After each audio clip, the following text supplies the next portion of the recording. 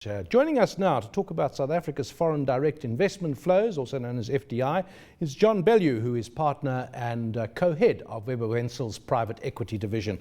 Morning to you, John. Morning, David. I've been reading a little bit about this before talking, and it seems to me there's a comparison with the private or residential housing market.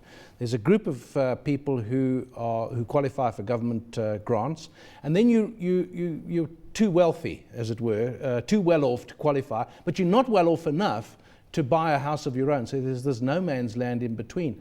Now, we as a country seem to be like that with FDI. We're too rich to qualify for development finance, like some of the poorer countries, but we're not attracting the investment that we should. I think there's a certain amount of truth in that. I think certainly in the private equity space, South Africa is now too developed to really be on the radar screens of many of the foreign direct investors in the DFI space. So what we see is a lot of first-time fund managers who have more of a pan-African mandate, particularly in focused niches, being able to attract DFI money. South African funds with more of a South African base are having to work harder for their money because that DFI money is not really accessible to them. I love these abbreviations. It's the same letters. DFI is Development Finance Investment, and FDI, which is rearranged with Foreign Direct. Just give us the context of how much money are we talking about here, and the movements of that money in and out. We're talking quite a lot of money which has been raised, particularly in the private equity space over the last 5 years. It's good foreign investment because that money, when it's ultimately deployed, gets deployed for a much longer term than money gets deployed in the markets. So, and it's getting deployed into companies that are growing, that are creating jobs, and very often that are delivering very good BEE as well. So it's very positive FDI. And that's as opposed to money in portfolios, investment, which can come out literally in hours or minutes when people want to sell or buy. This is money that you're saying is actually invested in real companies. Your typical private equity fund will require a commitment from its investors for 5 years. And that money can be drawn down any time within the 5-year period. And typically it will stay there for, in any investment, between 3 and 7 years. So in that period, your private equity investor will look to exit, and he will hopefully look to leave behind a much better company at the end of the day. So how should we be thinking about this? All is not as it seems. I think that the private equity foreign direct investment is fairly invisible. I think that S.Africa, which is the industry body for private equity, is starting to do a great job about building the public profile of private equity, speaking about what is actually being achieved in companies that are owned by private equity investors. But up until now, no one has really noticed these capital inflows that have come in under the radar and stayed here for a considerable period of time. But they are by definition private, so a lot of them don't want to be on the radar, do they? No, look, they don't want to be on the radar in many senses, but a key aspect of your business in the private equity space is building a track record, because it's your track record that enables you to raise successor funds and to raise more capital. And so you do need an element of publicity about the good work that you're doing. So whilst the contractual arrangements between the funds and their investors are certainly private, I think worldwide there is a set of fairly common international terms.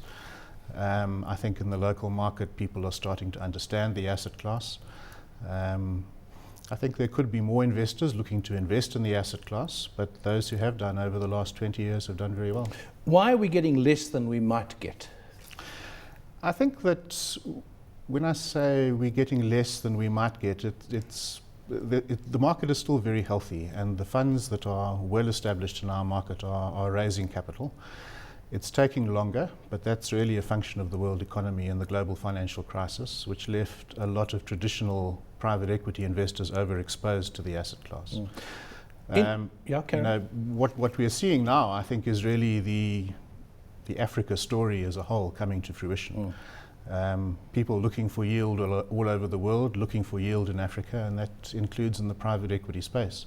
So a lot of the work that we're doing at the moment is for funds whose geographic mandate is much broader than just South Africa, and investors seem to want that diversity.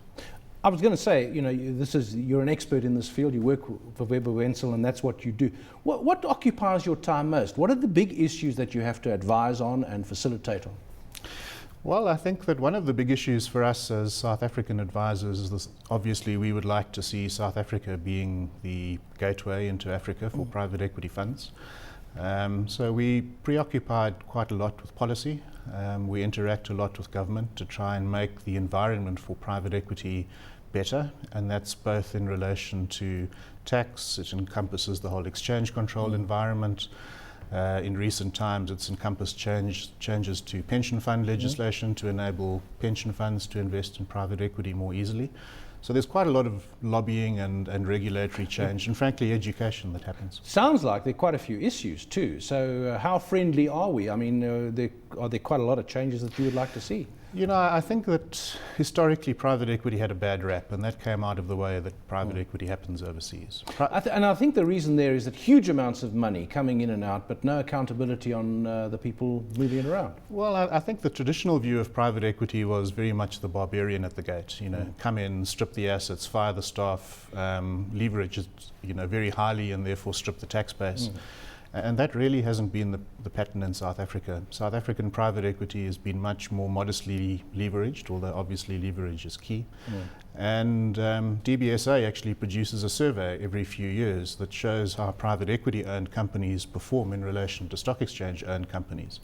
Generally, they provide better returns, they create more jobs, they introduce more products, and they end up better off at the end of the day. So private equity in our market has been a very, very positive factor for social good. And it's taken time to really get that message across to government and to the regulators. And that's probably been 5 or 6 years doing that. In South Africa, we have all these associations and representative bodies and so on. Is there a spokes body for private equity? There is. There's an industry body. It's called SAFCA, the South African Private Equity and Venture Capital Association. It's very active and proactive. It lobbies a lot on behalf of the industry across a broad spectrum. And a number of firms, provide support to SAFCA in its lobbying efforts. Perhaps because of the name, I think of it as Venture Capital Association, not private equity. Yeah, it is strange. Worldwide, that seems to be the way in which these entities name themselves. But mainly, venture capital in South Africa is very underserviced, and the private equity market is fairly well developed.